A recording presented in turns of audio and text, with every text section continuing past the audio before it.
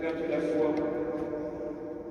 Ils sont devenus des chrétiens de supermarché qui demandent un petit truc par-ci, un petit truc par-là, et le reste du temps, ils ne veulent rien savoir du tout. Un frère dirait que le prêtre est devenu un distributeur du sacrement, point à la ligne. C'est pas très glorieux comme représentation. Et pour Monseigneur de Cours, ces mêmes obstacles, ces réalités qu'il identifie, sont des obstacles pour des jeunes qui se sentent appelés. Comment se projeter, comment tenir dans la durée face à ces trois causes possibles de brisure. Et là, je ne peux même pas évoquer les nombreux contre-témoignages qu'il existe par des doubles vies, des abus spirituels et sexuels qu'on a pu entendre, parfois des attitudes de vieux garçons ou des prêtres au comportement aigri. Attention, je ne critique pas les prêtres, je suis moi-même prêtre. Parfois aussi, on entend beaucoup de critiques vis-à-vis des prêtres, de la part des fidèles, de la part de ceux qui travaillent avec lui. Il devrait être comme ça, ou il devrait être comme ça, ou il n'est pas assez comme ça. Et je rajouterai à ce constat une certaine forme de solitude, puisque je pense que le contexte actuel de la vie d'un prêtre est assez récent. Avant, il y avait toujours un diacre, un vicaire, la bonne du curé. Il n'était jamais seul dans son presbytère. Pourtant, c'est le cas depuis une cinquantaine d'années. C'est un fait nouveau.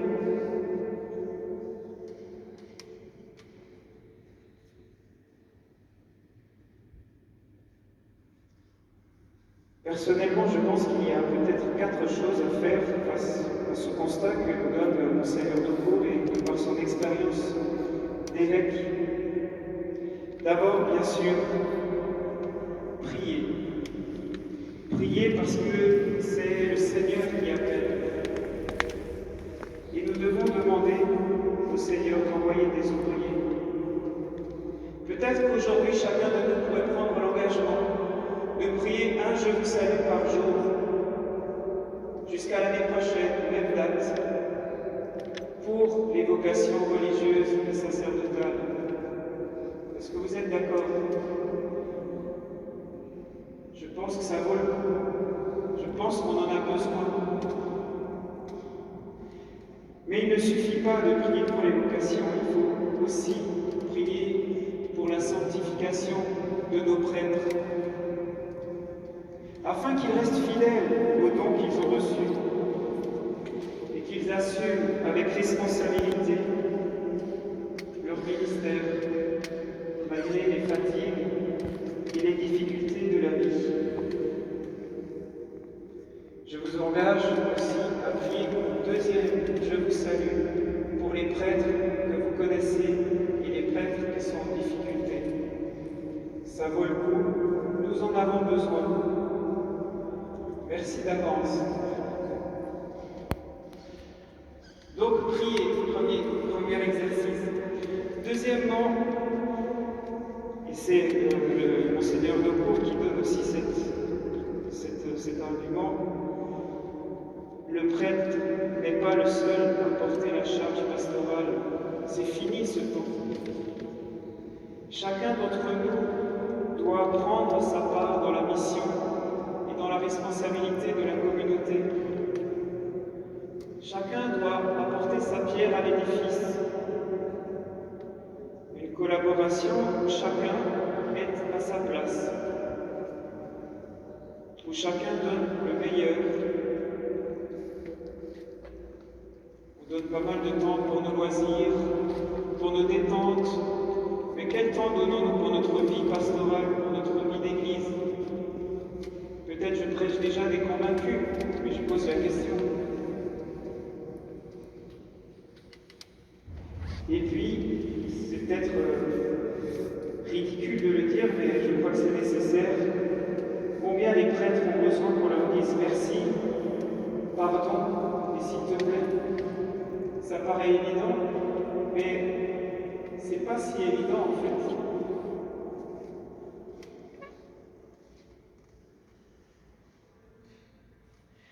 Personnellement, étant ordonné depuis maintenant un peu plus de 6 mois, je dois dire que ce sont les fidèles qui m'ont aidé à devenir prêtre.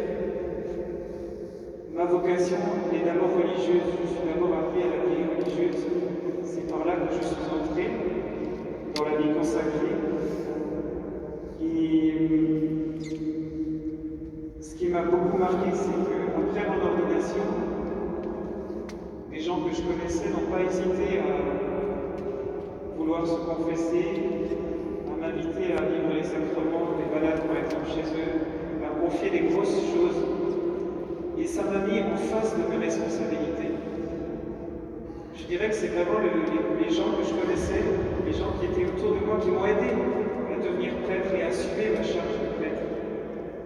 Parce qu'ils savaient bien que ça ne dépendait pas du petit Mathieu qu'ils ont connu quand il était petit, quand il faisait les 400 coups dans le village, mais que c'est la grâce de Dieu qui passe à travers le pauvre type que je suis.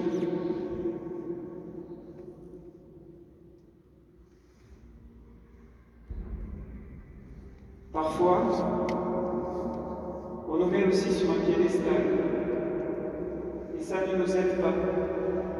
Le prêtre, qu'on voit comme à moitié un ange, en plus nous on porte l'habit blanc, alors je ne s'imagine pas, quand on marche dans la rue, soit on nous prend pour un Jedi, soit on nous prend pour un musulman, soit on nous prend pour un ange. Les trois sont faux. Nous ne sommes pas des saints, nous sommes simplement en responsabilité, en charge d'âme. Et il ne faut pas mettre les prêtres sur un piédestal, il faut prier pour eux, il faut les respecter pour leur responsabilité, pour leur ministère. Mais la correction fraternelle, elle existe aussi. Nous sommes d'abord frères, frères dans le Christ.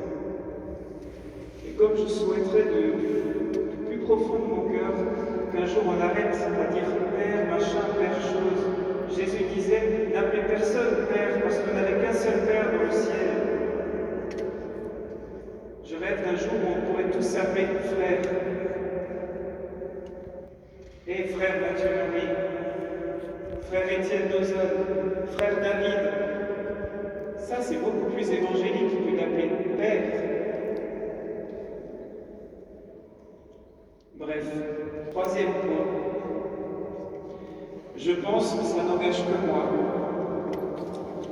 qu'il faudrait revoir la formation de nos séminaristes, voir le fonctionnement des séminaires tel qu'il existe aujourd'hui.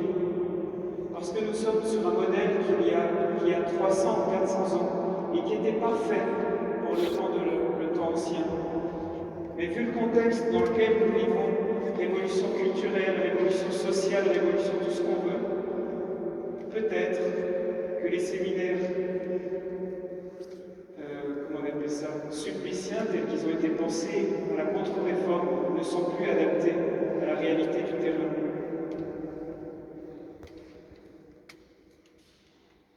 Quatrième point, et là je m'adresse aux prêtres qui sont ici, le primat de la grâce. Dans la parole de Dieu, au livre de Zacharie, on peut trouver ni par puissance, ni par force, mais par l'Esprit du Seigneur. Le prêtre n'est pas le sauveur. Il n'est pas parfait. Il n'est pas tout-puissant. Parfois, on attend un peu trop de prêtres. Il est un simple ouvrier, un ouvrier qualifié qui a reçu une formation, qui a reçu la grâce du ministère, qui a reçu l'Esprit Saint, mais un ouvrier. Donc il faut rester humble et surtout rester attaché à la prière, qui est le fondement de notre vie chrétienne et de notre ministère. Moi qui suis jeune prêtre, je dois faire face aujourd'hui à des choses nouvelles.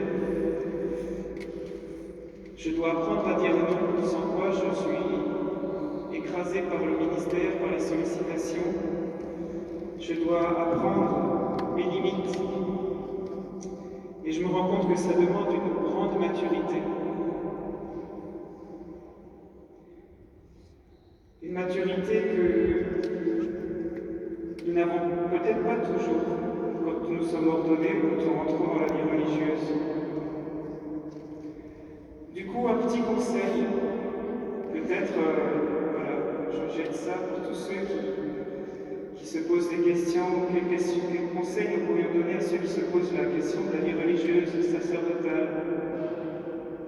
J'aurais envie de dire, jeune homme, jeune femme, deviens et apprends d'abord à devenir un adulte, un homme, une femme. Tu parlais des toilettes, David, mais apprendre à laver les toilettes, c'est pas du luxe. Apprendre à se lever le matin à l'heure, apprendre à faire la cuisine, apprendre à se respecter soi-même pour mieux respecter les autres et marcher humblement avec son Seigneur.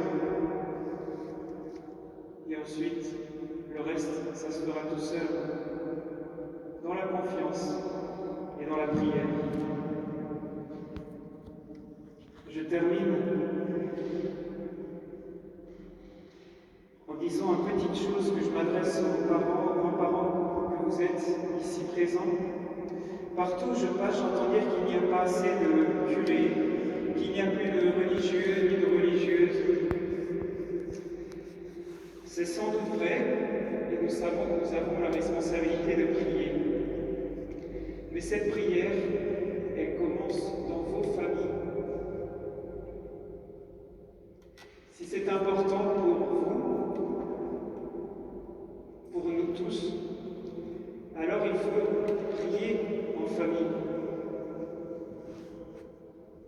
Il faut montrer l'exemple d'une vie de foi authentique, sérieuse, qui compte vraiment.